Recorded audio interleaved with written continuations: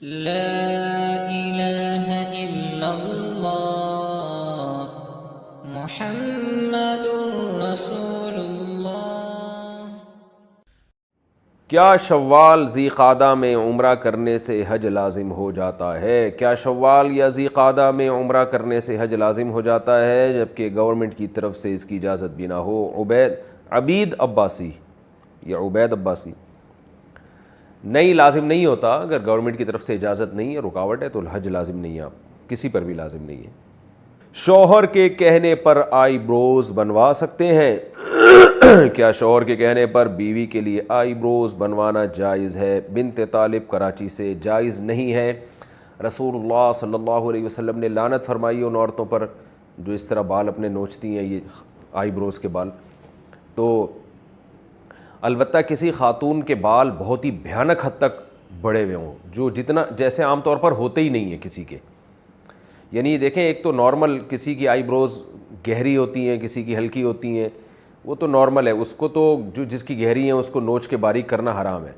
لیکن اگر کسی کی حد سے زیادہ بڑی ہوئی ہیں، بالکل دیکھنے میں بہت ہی زیادہ جیسے عام طور پر ہوتے نہیں ہیں، تو پھر ان کو اتنا بال لے لینا جس سے وہ نارمل کنڈیشن میں آ جائیں، جتنی نارمل عورتوں کی ہوتی ہے آئی بروز، تو اس کی گنجائش ہے۔ لیکن یہ کہ اس میں حسن پیدا کرنے کے لیے اس کو باریک بنانا یہ بہرحال حرام ہے۔ چھوٹی عمر میں اللہ کا ولی کیسے بنے؟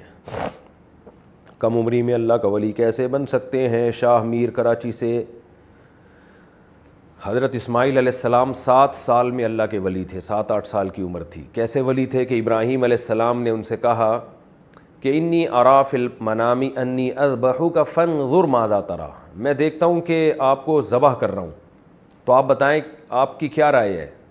تو حضرت اسماعیل نے کیا فرمایا؟ یا ابت افعل ما تؤمر، اے میرے والد اللہ نے آپ کو جو حکم دیا آپ کر گزریں۔ تو علماء کہتے ہیں کہ جو 7 سال کی عمر ہے نا، یہ اس میں انسان سمجھدار ہو جاتا ہے، اگرچہ اس وقت گناہ تو نہیں ہوتا لیکن نیکیوں کا ثواب شروع ہو جاتا ہے، کیونکہ اس کو کہتے ہیں صبی ممیز، ایسا بچہ جس میں حق اور باطل کو سمجھنے کی صلاحیت پیدا ہونا شروع ہو جاتی ہے۔ تو اس عمر میں انسان اگر گناہوں سے بچے، جھوٹ سے بچے، والدین کو ستانے سے بچے اور نماز کی پابندی شروع کر دے تو وہ اللہ کا ولی بن جائے گا۔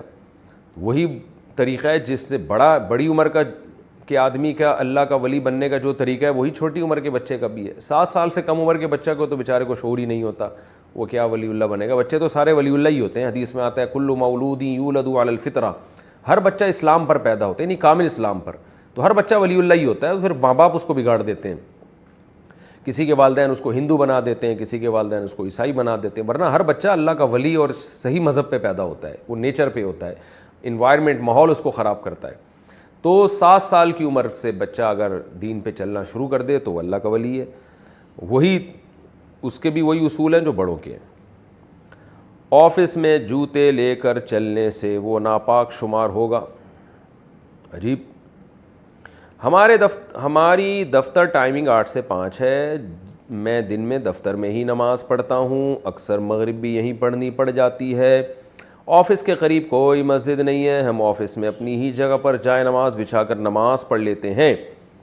سوال یہ تھا کہ ہم جوتے پہن کر آفس میں گھومتے رہتے ہیں، پھر یہی جوتے پہن کر واش روم بھی جاتے ہیں، کیا یہ جگہ پاک شمار ہوگی یا ناپاک، اور کیا یہیں نماز ہو جائے گی یا نہیں؟ عمر صاحب اسلام آباد سے: جب آپ جائے نماز بچھا کے نماز پڑھ رہے ہیں تو پھر فرش میں پاک ناپاک کی بحث ہی لغو ہے، تو جائے نماز پہ پڑھ رہے ہیں۔ یہ سوال جب ہوگا جب ڈائریکٹ فرش پہ نماز پڑھ رہے ہو۔ تو فرش پہ نماز اگر آپ نے دیکھا کہ کوئی ظاہری طور پر گندگی نظر نہیں آ رہی ہے آپ کو، تو پھر وہاں نماز فرش کو پاک ہی سمجھا جاتا ہے۔ البتہ یہ مروت کے بہرحال خلاف ہے، احتیاط کے بہرحال خلاف ہے کہ اگر گیلے جوتے لے کے واش روم سے گیلے جوتے لے کے لوگ اس فرش پہ چل رہے ہیں تو بہرحال اس بات کا خطرہ موجود ہوتا ہے کہ یہ ناپاک ہو۔ احتیاط کا تقاضا یہ ہے کہ جس فرش پہ واش روم کے جوتے لے کے لوگ چلتے ہیں اور خاص طور پہ گیلے جوتے لے کے، اس میں نماز پڑھنے سے اجتناب کیا جائے۔